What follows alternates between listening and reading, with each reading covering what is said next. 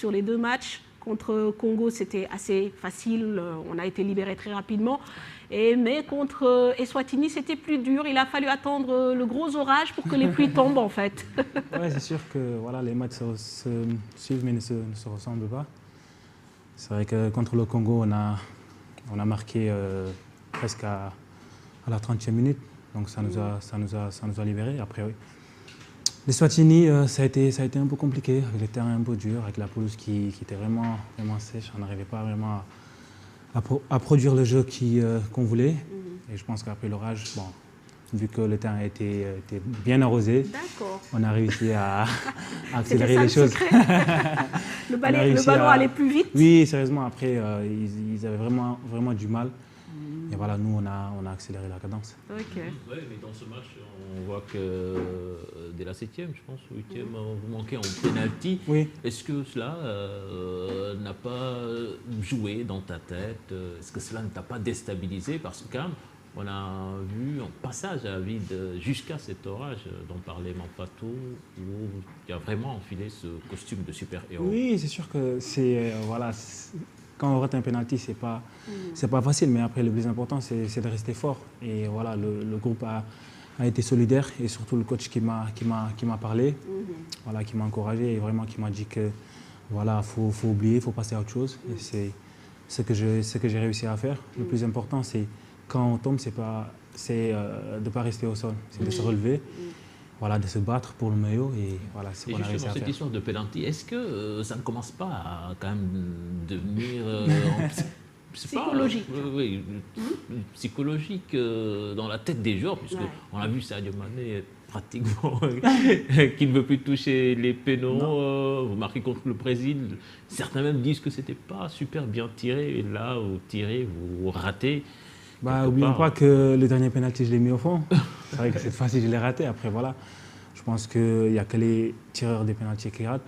Voilà, même les grands jours, ça arrive. Mais il y a un syndrome quand même côté sénégalais, il ne faut pas se mentir. Ousseynou, peut-être vous pourrez réagir sur cette question. Aujourd'hui, il y a un syndrome, il y a une forme de traumatisme.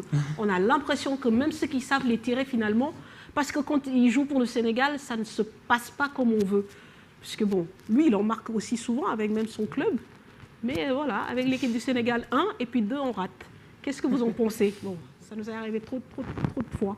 Je pense que ça commence à devenir du sérieux, puisque on a vu Sadio et on a vu Famara, mais je pense que c'est le foot, hein, comme Famara vient de dire. Hein.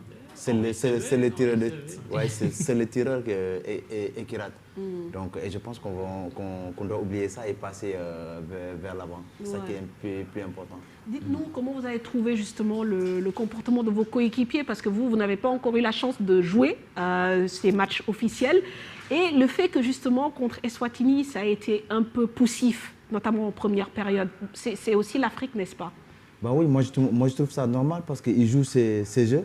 Donc, moi je pensais qu'il jouait la finale de la Coupe du Monde. Parce que quand on les voit, quand on les voit rentrer dans le terrain, ils étaient motivés, un peu ils chantaient. Donc ils étaient un peu confiants parce qu'ils jouaient ces jeux. Ils se sont dit peut-être qu'ils vont venir essayer de nous mettre en mal. Donc ils ont essayé de nous provoquer en premier mi-temps, essayer de nous faire sortir de notre match. Mais après, quand on n'est pas dans les vestiaires et le coach il nous a parlé, donc, et je pense qu'après on est conscient de ce qu'on allait essayer de faire pour essayer de les contrer. Et quand on a commencé à poser le jeu, on est devenu plus serein. Et là, on a commencé à jouer et là, on a fait mal. Tout à fait. Mais en partie, est-ce qu'ils n'ont pas réussi quelque part à vous faire douter? Puisqu'en fin de première mi-temps, on a remarqué une équipe sénégalaise extrêmement nerveuse. Et ça a discuté beaucoup. En deuxième mi-temps, Sadio qui ne reprend pas le match.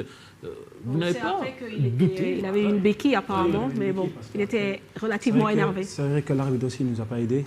Il ne nous a vraiment pas aidés. Donc, il a beaucoup laissé jouer. Oui, c'est ça. Mais vous devez avoir l'habitude maintenant. Oui, on sait qu'en Afrique, c'est jamais facile mais après, pour les pays. l'habitude ou pas, mais sérieusement, c'est vraiment énervant et c'est frustrant. Parce que voilà, quand on a des joueurs de qualité, faut qu'on veille sur eux aussi. C'est Ok. le plus important. Après, recevoir du coup, oui, mais je pense qu'il y a une limite quand même. Ouais. Alors, on va revenir sur les faits majeurs quand même de cette rencontre, des deux rencontres, hein, notamment sur le match contre Eswatini. Et c'est vrai qu'on parle de Famara qui a marqué un triplé, mais il y a aussi un autre joueur, Cher et Pape Sidi, qui s'est illustré, qui a fait 3 passes décisives, c'est Crépin Diatta, et qui monte en puissance dans cette équipe nationale contre le Congo, une prestation convaincante. Là, il confirme, et voilà, on sent que c'est un joueur qui a envie aussi de montrer de belles choses. C'est clair qu'il a commencé à monter ça déjà très jeune, parce qu'il a fait pratiquement toutes les équipes nationales, toutes les sélections. Moi, personnellement, j'ai eu à voyager avec lui à cette occasion. Et il a montré très tôt au Sénégal que c'est un futur grand. Aujourd'hui, il est en train carrément de dérouler, quoi. Ouais. Je pense que prions le bon Dieu pour qu'il lui permette d'avoir une carrière paisible, quoi. C'est le plus important. C'est clair. En plus, eux qui réclamaient sa sélection en équipe nationale, c'est ça qu'ils avaient vu, que le garçon avec les petits, souvent il réussissait cette dernière passe qui nous faisait défaut. Et là, pratiquement, de ces 2 matchs, même le corner à Thiès, c'est lui qui le frappe, même si après il y a eu Cafouillage dans la surface. 3 passes décisives quand même dans un match. Je me demande. Famara, vous avez été bien servi. Oui, non, sérieusement, il a vraiment une qualité. Et voilà, il essaie à chaque fois de le montrer sur le terrain. Après, il communique beaucoup. C'est pas une personne aussi qui est timide. Ouais. Donc s'affirme. voilà, il s'affirme et il montre ses qualités sur le terrain. Ouais. Ouais, je ne sais pas si c'est pas une première. 3 passes décisives. Ouais, c'est vrai qu'on a regardé les stats On pour parle, Famara, mais voilà, parle on pas s'est de- beaucoup attardé sur Famara, vrai. mais quand même 3 passes décisives dans un match avec l'équipe nationale du Sénégal. Ça n'arrive pas souvent. Peut-être. Il y a aussi un autre joueur qui nous a bien plu dans son activité, dans son rendement, qui a aussi apporté de la percussion hier en rentrant, puisqu'en seconde période, Aliou a dû faire quelques changements, c'est Sidi Sarr. Pour moi, c'est un des faits majeurs aussi de ces 2 rencontres. Il s'intègre bien, il vient, il met sa patte, ça se passe plutôt bien pour lui. Oui, mais c'est clair, et puis c'est pas surprenant. Hein. Sidi Sarr fait partie de ces joueurs qu'on peut appeler des produits finis, qui sont de la formation sénégalaise, parce qu'en termes de formation, nous en avons, même si on ne réussit pas tout le temps toutes nos formations. Sidi aussi a commencé à s'affirmer depuis la classe des jeunes, déjà en championnat local, championnat de catégorie jeune, dans les différentes équipes nationales qu'il a eu à fréquenter. Aujourd'hui, il s'affirme chez les grands. Puis, bien accueilli qu'il a été, il est en train de dérouler tout ce qu'il sait faire. Très bien, la transition, l'intégration des nouveaux. Souvent, on nous dit que oui, aujourd'hui, les cadres facilitent l'intégration des nouveaux. Est-ce que vous confirmez? Bon, Famara, vous êtes un ancien. C'est une autre. Mais bien sûr, moi, quand je suis arrivé en sélection, je ne me sentais même pas que j'étais nouveau. Puisque il y avait l'ambiance et les plus grands, ils accueillaient et les plus petits comme si c'était notre 5e ou 6e sélection. Quand je suis arrivé et je taquinais tout le monde, il y avait une cohésion dans le groupe que moi-même, je n'avais pas imaginé même. Je me sentais bien. Et des fois même, je parlais avec Ghana et je disais que je n'ai même plus envie de rentrer en France. Je veux rester avec la sélection et tout, puisque tout allait bien et on rigolait, on s'amusait et c'était parfait. Ouais, alors, un petit mot quand même pour Famara qui est resté, je crois, un bon bout de temps, plus d'1 an, 2 ans. Ouais, presque 2 ans. Vous revenez, vous redécouvrez. Les choses ont évolué dans un sens positif. Oui. Ça s'est encore amélioré. Oui, c'est sûr. Après, ça fait plaisir. Hein. Ça fait plaisir de venir en sélection, de côtoyer les joueurs, de côtoyer les plus grands joueurs. Après, l'ambiance, elle a toujours été là. Sérieusement, ça fait que... On m'a parlé de ces 2 ans d'absence, mais j'espère que là, vous êtes de retour pour de bon, quoi. Il a confirmé. Il faudra travailler. Non, le plus important, c'est de continuer à travailler et voilà, de redoubler d'efforts. C'est vrai que ça faisait 2 ans que je n'étais pas venu en sélection. Voilà, le coach, il nous connaît, il connaît tous les joueurs. Donc, je pense que s'il fait appel à toi, il faut répondre présent. Ok, il faut répondre présent. Pape Sidi, Kalidou Koulibaly intronisé capitaine de cette équipe nationale. C'est vrai qu'on a fait un débat il y a quelques semaines de cela où on en parlait. Ça vous surprend? Le peuple est assez mature, dit que le choix appartient au coach, mais que c'est un choix naturel. Bon, la bonne nouvelle, c'est qu'on a choisi un capitainable. Il est absolument capitainable. Maintenant, après, derrière, les critères de choix du coach lui sont personnels. C'est par rapport à beaucoup de critères qui entrent en jeu. qu'on peut des fois ignorer, qu'on peut connaître aussi. Mais le plus heureux, c'est qu'aujourd'hui, comme j'ai dit tout de suite, c'est un capitainable. Je préfère m'en arrêter là sur l'analyse, parce que aussi derrière, il y a des choix qui ne peuvent pas s'expliquer. Mais aujourd'hui, aucun Sénégalais ne peut dire qu'Kalidou n'est pas capitainable. Ok, tout C'est à le plus fait. important. Cher. En tout cas, moi c'est depuis la CAN que je disais que officieusement, c'était lui le capitaine de l'équipe nationale du Sénégal, parce qu'à chaque fois qu'il y avait le feu, mais pas le feu, mais quand il y avait un début d'incendie, c'est lui qui parlait aux médias, qui défendait ses coéquipiers. Je me rappelle de cette déclaration, il disait que quand le Sénégal perd, on a l'impression que c'est la fin du monde, alors que c'est dans l'ordre normal du football. Il était en train de protéger ses joueurs, et ça, c'était le rôle d'un capitaine, même s'il ne portait pas le brassard. Aujourd'hui, quand on le voit avec le brassard de capitaine, on se dit que c'est dans l'ordre naturel des choses, et en plus, c'est un joueur de haut niveau. Ses performances sur le terrain parlent pour lui. C'est un joueur qui ne triche pas, qui est dans le championnat italien, qui est nominé parmi les meilleurs défenseurs au monde.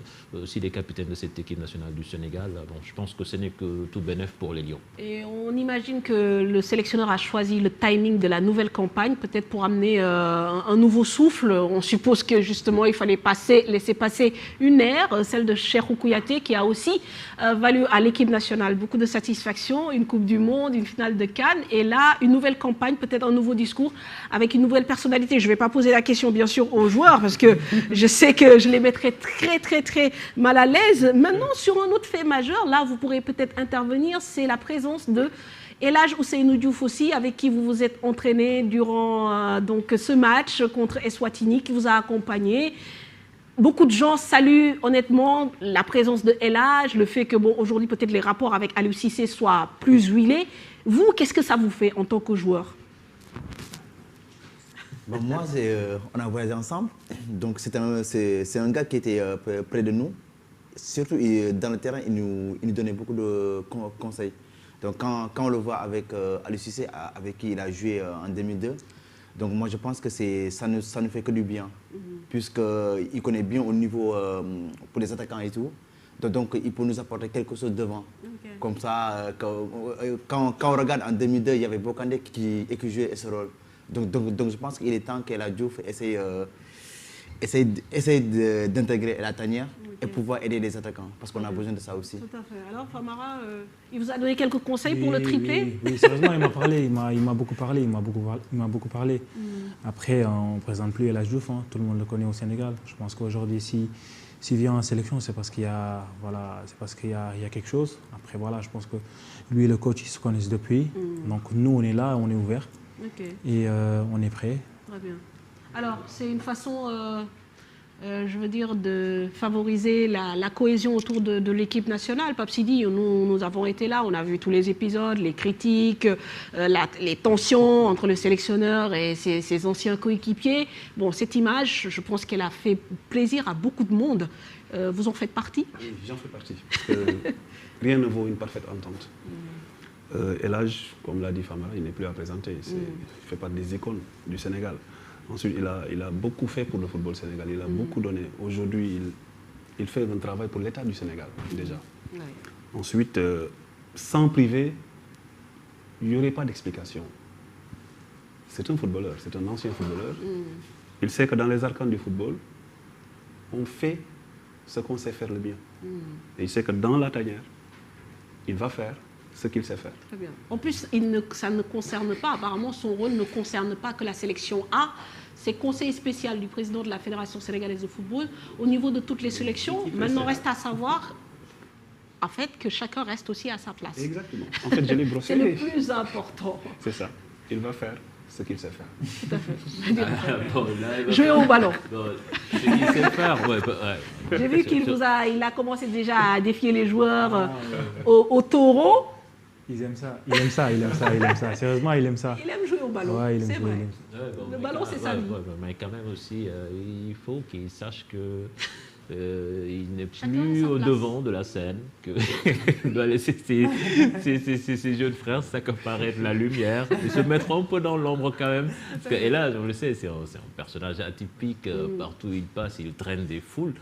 Mais aujourd'hui, les stars de l'équipe nationale, ce sont les Famara, les Kalidou, les Sadio Mané. Tout à fait. Voilà.